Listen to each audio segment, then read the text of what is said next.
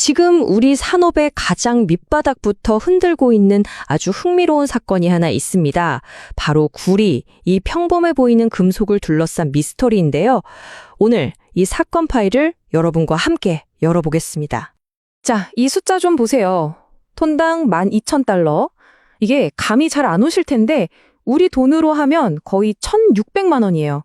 믿겨주세요? 구리 가격이 지금 이 지경입니다. 바로 이 엄청난 숫자가 오늘 우리가 파헤칠 사건의 시작점이죠.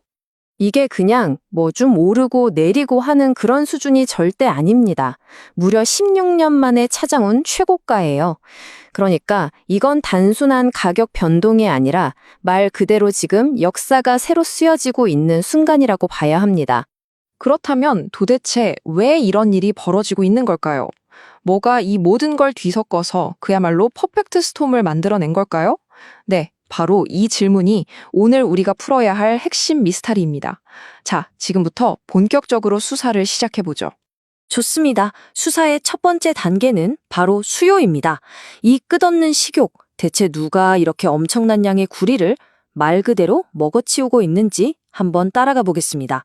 자, 용해선상에 오른 두 거물이 있습니다. 첫 번째는 바로 AI 데이터 센터 붐, 그리고 두 번째는 친환경 에너지로의 전환입니다.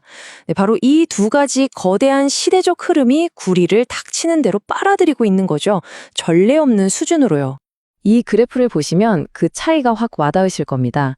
이게 바로 결정적인 증거예요. 왼쪽이 우리가 타던 일반 내연기관차, 오른쪽이 전기차에 들어가는 구리의 양입니다. 차이가 보이시나요? 이건 뭐 비교가 안 될 수준이죠. 전기차로의 전환이 곧 구리 수요의 폭발을 의미하는 겁니다. 전문가들의 경고는 솔직히 좀 섬뜩할 정도입니다. 이게 그냥 한도에 반짝하고 끝날 문제가 아니라는 거죠.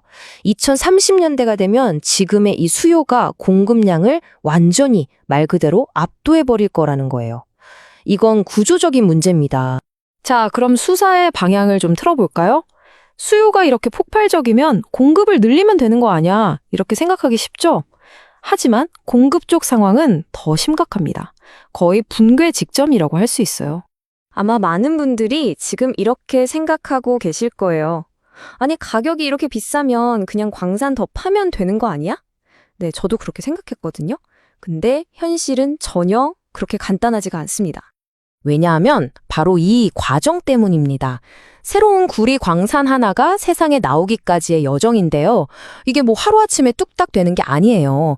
일단 광산을 찾아내는 것부터 시작해서 정보 허가받는 데만 몇 년, 또 그걸 짓는데 몇 년, 다 합치면 평균 10년, 어쩔 땐 그 이상이 걸립니다. 그러니까 지금 당장 자, 광산 짓자 하고 시작해도 2030년대 중반에나 겨우 구리를 캘 수 있다는 얘기예요. 근데 문제는 여기서 끝이 아닙니다. 설상가상으로 기존에 있던 광산들은 점점 늙어가면서 생산성이 떨어지고 있고요. 갑자기 파업을 하거나 사고가 터져서 공급이 뚝 끊기는 일도 비일비재하죠. 그런데도 새로운 광산 개발은 지지부진하고 정말 뭐 하나 제대로 돌아가는 게 없는 총체적 난국인 셈입니다. 이 모든 상황이 합쳐져서 경제학자들이 말하는 이른바 구조적 결손 상태를 만들어낸 겁니다. 이게 무슨 말이냐면요. 가격이 아무리 미친 듯이 올라도 공급을 바로 늘릴 수가 없는 상태라는 거예요.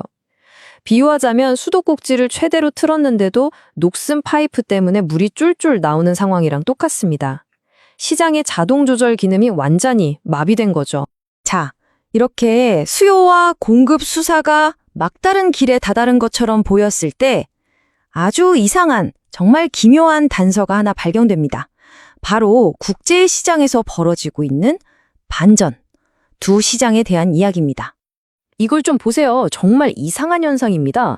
원래대로라면 전 세계 구리 가격은 서로 비슷하게 움직여야 하거든요. 그런데 지금 국제 기준인 런던 시장 가격보다 미국 시장 가격이 훨씬 더 비쌉니다. 이건 정말 이례적인 일이에요. 도대체 왜 똑같은 구리가 미국 땅에서만 이렇게 비싼 프리미엄이 붙어서 거래되고 있는 걸까요? 범인은 바로 지정학적 공포였습니다. 앞으로 미국이 수입구리에 엄청난 관세를 매길지도 모른다는 불안감 때문에 기업들이 너도 나도 미국 내 창고에 있는 물량을 사재기하고 있는 겁니다. 미래에 대한 불확실성이 현재 시장을 완전히 왜곡시키고 있는 거죠. 자, 이제 흩어져 있던 모든 단서들을 하나로 모아 최종 판결을 내릴 시간입니다. 결론부터 말씀드리자면 우리는 지금 엄청난 변화의 시대, 그 입구에 막 들어서고 있습니다.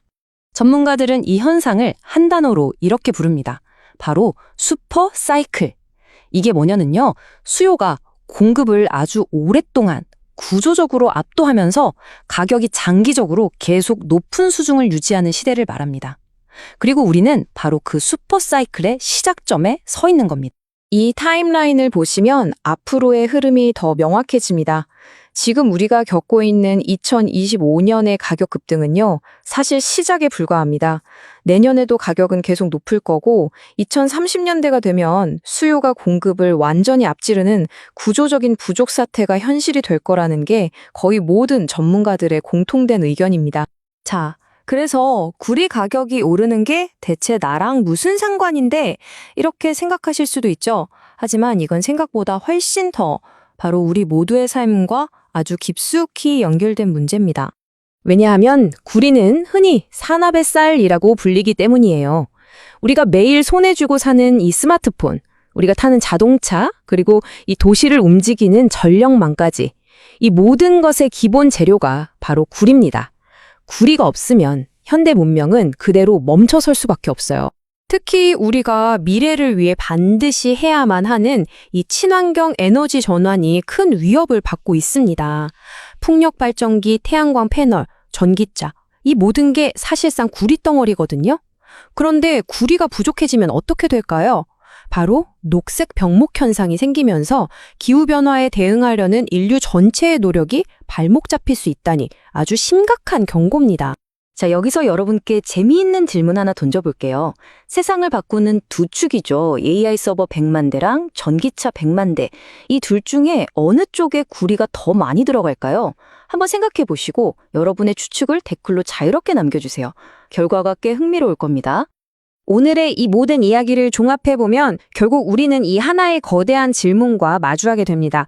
과연 이 구리라는 금속이 인류가 앞으로 나아가는 속도를 결정하는 새로운 병목이 될까요? 이 질문은 앞으로 우리 모두가 함께 고민해야 할 큰 숙제입니다. 오늘의 구리 가격 사건 파일은 여기까지입니다.